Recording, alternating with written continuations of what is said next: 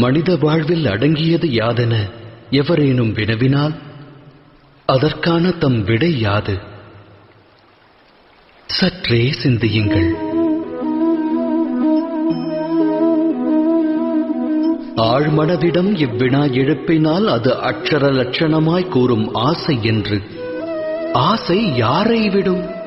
அது அனைவரின் மனதிலும் வேரை விடும், தம்மிலும் ஊற்றெடுக்கும்.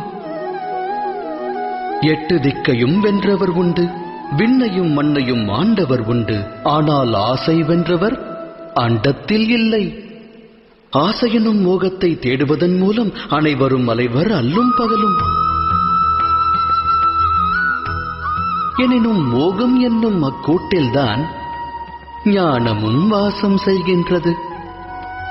அது எவ்வாறு? துளிர்விடும் மானிட ஆசைகள்